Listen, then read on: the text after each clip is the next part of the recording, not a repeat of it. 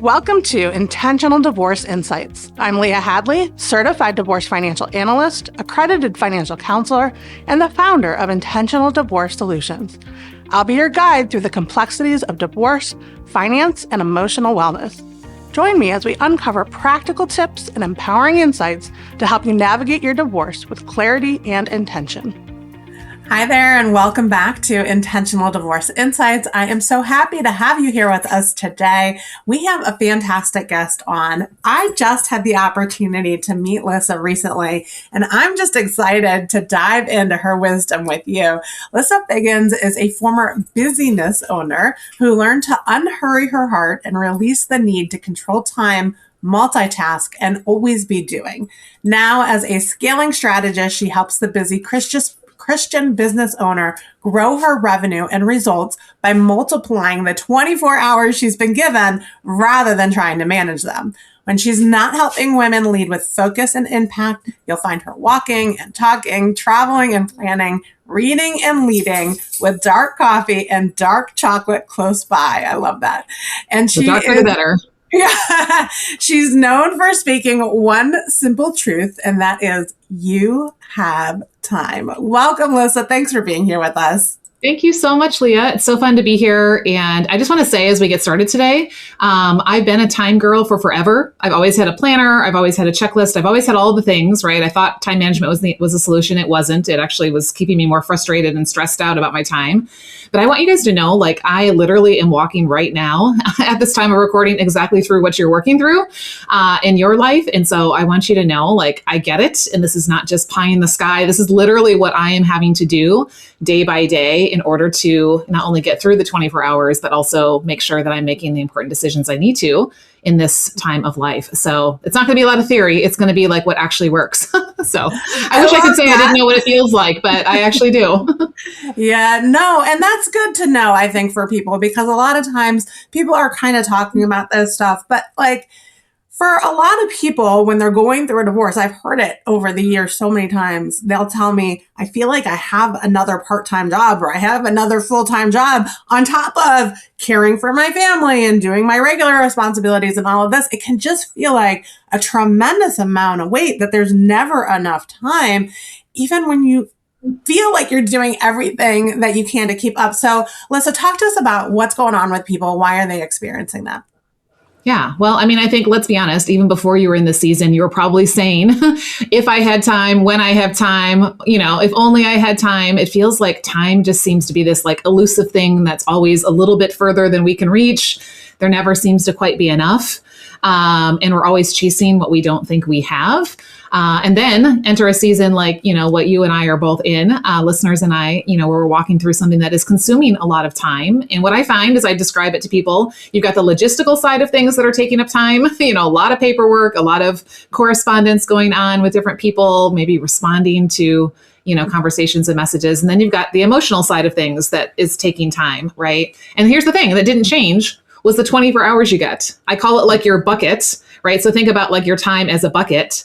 The size of the bucket didn't change, but suddenly it feels like there's more that's vying for that space in that bucket. And so really what I love coming down to, you said it in the intro, like the truth is you have time.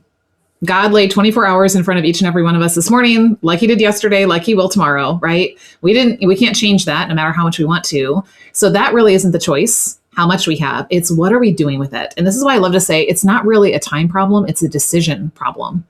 So often we are not making intentional decisions around our time. We're letting everyone else and everything else decide for us, right? Because we got urgency and other people's, input and emotions and all these circumstances and things like that. And so it's not that you don't have time. It's that too many other things are often deciding your time for you, and your time is being spent by default, not by design.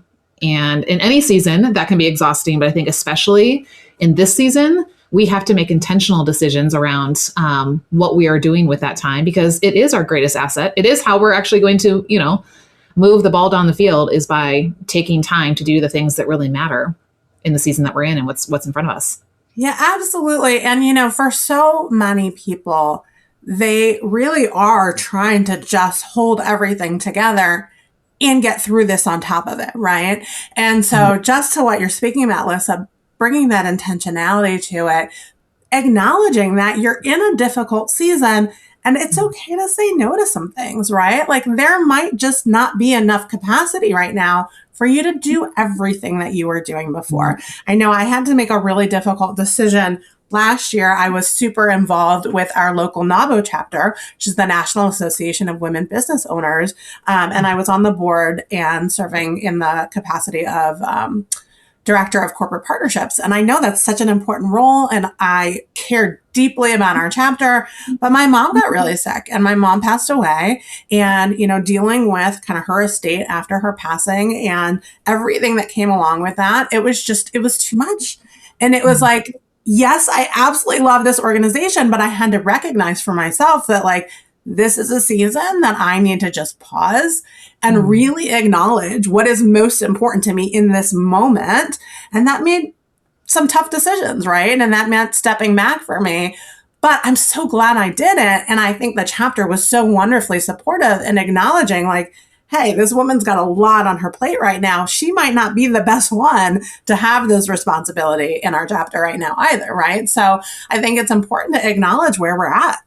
Yeah. And I love that you brought up the word seasons, right? Because I do think there are different seasons in life, whether it's based on, a job or career, whether it's based on seasons of motherhood, seasons of marriage and divorce, seasons of aging parents or, other issues. And I think that is where we have to stop. And like you said, acknowledge what is the season I'm in. Yeah. And so if my 24 hours doesn't change, then I need to make some intentional decisions about what I'm going to allow or not allow to fill that time. Because here's the thing, if you don't decide, like I said, it will be decided for you by someone or something else. And so almost that giving ourselves grace and permission to say it doesn't have to look like prior seasons when we did have more emotional bandwidth and when we did feel like we had more capacity or things like that. And guess what? The season that you guys are in, the season that I'm walking in right now as well too, is not going to last forever. Right. And so go, okay, how do I not stress myself out in this season and then come out on the other side like a shell of a person? It means that we're going to have to make some intentional decisions around this season, what matters in this season, like you said, and be okay with the fact that there may be some people that are disappointed. There may be, some things that we have to let go for a time. But then we can come back and readdress those things and say, okay, is now the season? You may find that, yes, you pick that back up. You may step into a position like you set down when you're through a season like you've been through, or you may decide, you know what, it was for a time, but it's not for this time. And I'm okay with that. And so we do have to make really important decisions, and time is going to be that one thing that I think we need to make sure that we're paying attention to first. Everybody's making financial decisions, right? All the time. We're paying attention to, what the balance is in the bank account, but are we paying attention to the balance on our time, or just giving it away to every, what I call ring, ding, ping, because we've got this appendage that follows us 24/7, plus everything going on in our head. So yeah, we've got to pay attention, plan for the season, not what you wish it was. Yeah, absolutely. And for many of our listeners, the emotions, the stress, the grief, the pressure that people are facing when they're going through a divorce, that's going to impact how they handle their time and how do they make their decisions. What would you say to those women? Yeah. Well, stress and grief and things like that do take up space, not only in our heads, but then I think that also can make things feel like they are a little bit slower. Sometimes I feel like I'm just walking, trudging through molasses. Yeah. My brain isn't always able to make quick decisions the same way that it used to.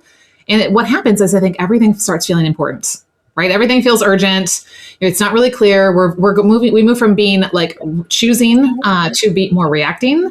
From leading to more just surviving, I'm just trying to get through the day, and those even simple decisions feel really heavy, and here's what I found. When my mind is overwhelmed, when I'm not taking the time to unplug and not be producing something, not be consuming something, not be responsible for somebody else, it's really hard to hear the still small voice that brings the clarity. Right. And so that's why it's not just a time problem. It really is a clarity and a decision problem.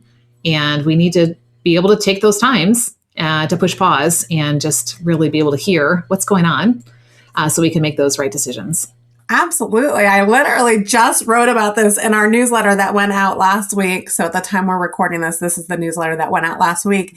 And I literally was talking about, I just went to a retreat for a week and how much it just changed my perspective to have that space away, to have the time to actually be able to think and not be, subject to all the noise that's out there. It's so powerful. So Lissa, what does it look like to move from just kind of trying to manage your time and survive the day to actually really stewarding your time in a season that can feel so overwhelming? Yeah. Well, this is where I love helping people see. I was the poster child for time management. I thought managing my time was going to be the solution. How many of you have said, I just need to get better at managing my time? I think that's the mantra that we all say, I'll start Monday, I'll start next month, I'm going to be better about managing my time today. But the English teacher in me likes to look at definitions. And so one day I looked it up. To manage literally means to keep contained or under control. How does that feel? It feels like a game of whack-a-mole all day long, right? To get your ducks all lined up and then life happens. And so I feel like management keeps us in that I'm trying to keep up. I'm trying to keep time from getting away. This is why you always feel behind. Right? Think about the manager at a fast food restaurant. They're literally running around all day long, just trying to keep all the ducks in a row, trying to manage things. Right. And they're exhausted when they get home. And that's how so many of us are at the end of our day. I managed, I was trying to, react all day long and keep up, and I'm just exhausted. And so really that's a fear-based response to our time. I feel like something's getting away from me. And so I have this fear response. But stewarding, if you were to ask someone to steward something for you. So Leah, if I were to say, hey, would you steward? Usually we think about it in money, right? Or some kind of valuable possession. That means that you are going to intentionally take this resource that doesn't belong to you. It belongs to me. And you are going to go, okay, how am I going to care for this? And how might I invest this on this person's behalf in order to bring growth and results for them, right? And so this is now a difference in I'm just trying to keep something from getting away to I'm being really strategic about how I'm investing this precious asset I have in front of us. And this is why I always say, when we are trying to manage our time and we're always chasing what feels like it's getting away, we're missing out on the opportunity of the time you actually have in front of you. Right? If you're always chasing the money you don't think you have, you're missing out on the opportunity to invest the money you do have, right? And so stewardship looks like giving yourself permission to say, okay, this is a healing season, a transition season. I can't do it all. But then saying, okay, with the time I do have, what actually matters? Where do I need to invest this so that it's going to move the ball down the field, I say, right, in the right direction? And sometimes it feels slow, but it's just, those little investments of time over time is what moves us in one direction or the other.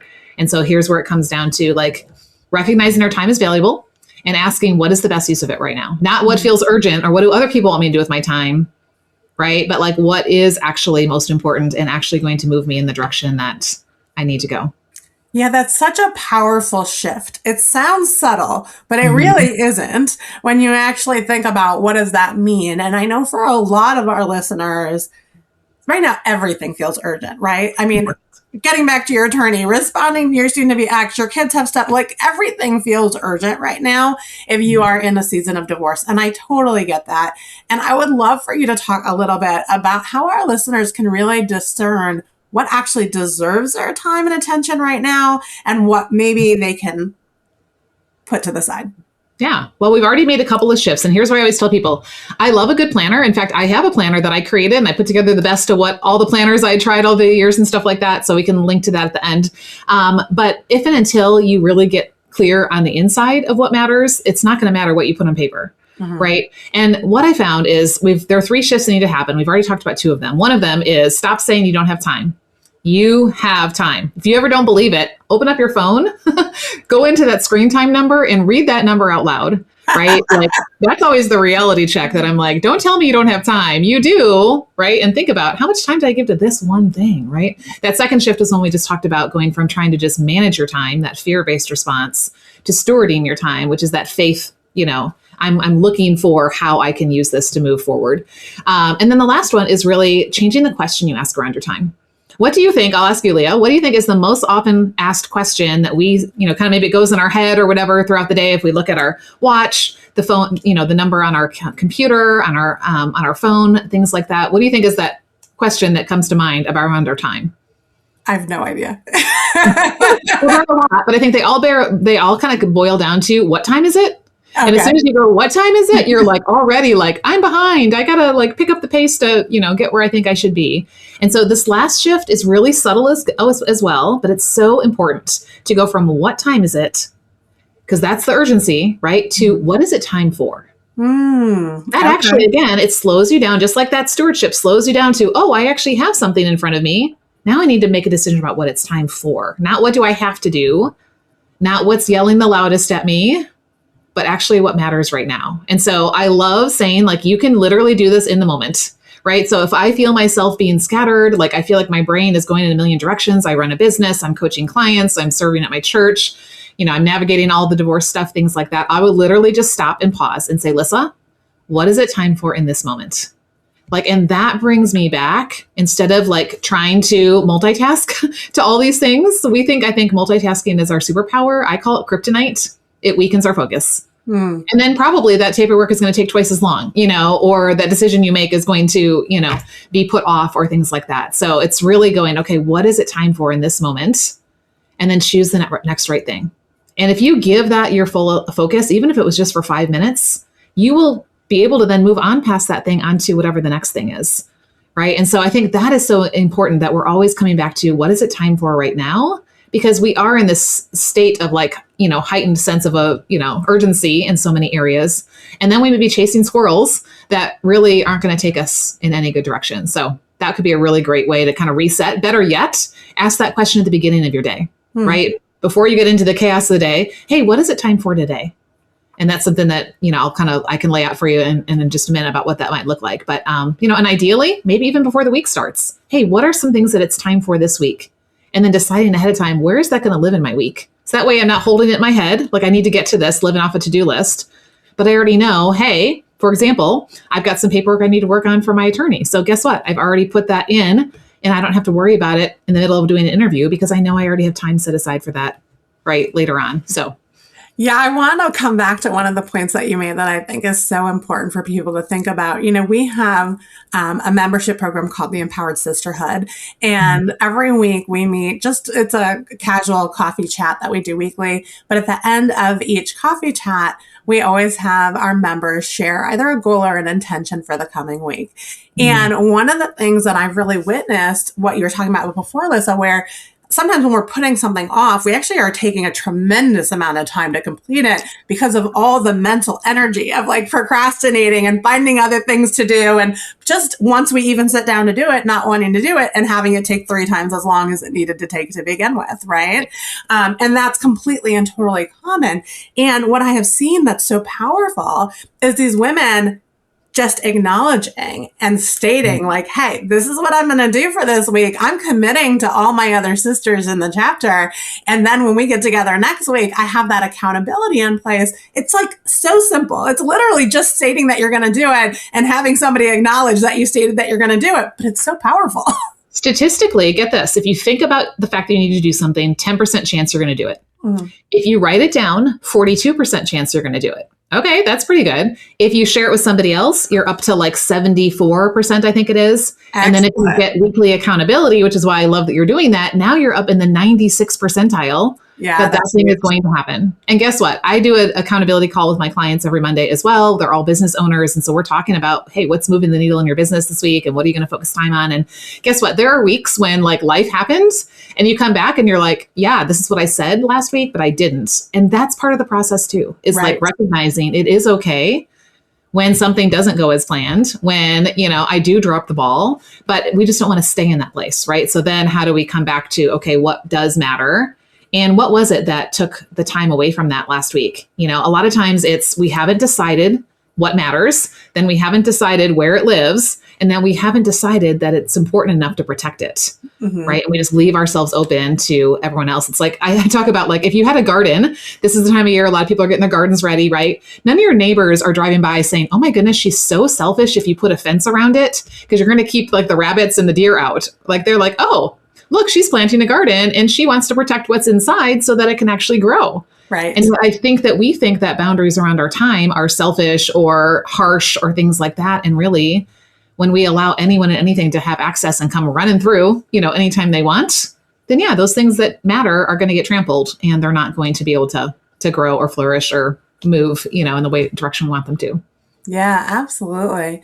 So for the women who feel just emotionally and mentally stretched thin right now, what's one simple way she can start to feel more grounded and in control of her time again? Yeah. Well, I love that you said simple, because I think we all need simplicity no matter what season. But I think especially when you've got a lot of emotional things and a lot of also logistical decisions you're making. So number one, don't try to fix your whole life. Like, just focus on the next day. Right. And here is where I teach something called order determines capacity. So go back to that bucket, right? You got those same 24 hours. What are you choosing or allowing to fill it? And I call them, I keep them here by here. I come oranges and Skittles, right? So oranges have a lot of nutrients, vitamins, it's a good thing. It's going to fill you up. You're going to be glad that you consumed this. A Skittle, it might be kind of fun and fruity in the time, but it's not really going to help you with your health goals, right? Well, way too many of us are letting all the Skittles of our day fill our time. And then there's not time for the oranges, right? So I always say, start with oranges. In fact, I have a bigger jar that I do this little illustration where if you put the Skittles in first, I fill it to about a little over halfway with what I have in my jar. There's not room for all the oranges, maybe one or two, but that's about it. Pour it all out, put the oranges in first, there's room for all the oranges. And people look at me like, but Lissa, that's not real life. I have Skittles. And I take the same amount of Skittles. Every single Skittle fits in two without going over the top because you put the oranges in first. And so I say, choose your oranges first. What is one or two things today that matter most? What are my oranges today? And then place them in your calendar. And I teach something called time anchor zones where, you have a simple rhythm. You've got that morning time, how you're starting the day. You've got the middle of the day, how you're handling what matters, whether that's taking care of kids or whether that's working a job or you have a business or something. And then you've got your evening. How am I closing the day? Right. And so when you identify an orange, then which one of those time anchor zones in my day does this belong? Right. And we start building this simple rhythm, and a lot of those things, the way you start your day, that really matters. You may feel like you don't have a lot of time to take care of yourself in the morning, but I always say, if you don't refill, how are you going to pour out all day long? So how can you start creating this intentional rhythm around one thing I can do, one orange, right, each morning that will help me fill up body, mind, spirit. So that way I can be present to what the day holds. And then I think we have to think about the same thing at the end of the day. I'm not scrolling, right, until way too late and then wishing I would have gone to bed earlier. This has been me lately. I've been up way too late working on paperwork for my attorney and things like that. But just going, okay, at some point I say I need to unplug.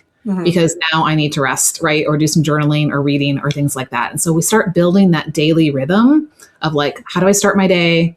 What's an orange that needs my time in the day? And then how am I ending my day? That then can start feeling like, okay, everything isn't so all over the place and out of control. Yeah, and that's such a fantastic visual also between the Skittles and the orange, and really what do you need, right? What do you need to nourish your mind, your body, your soul, and make sure that you're taking care of yourself?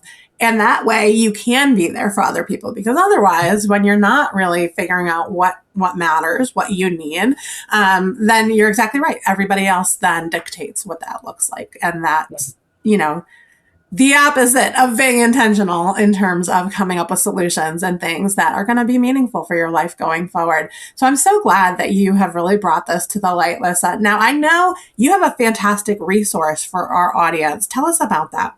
Yeah, well, we just talked about how do you set that daily rhythm, right, with those time anchor zones. So I put together a little guide called the Daily Rhythm Reset.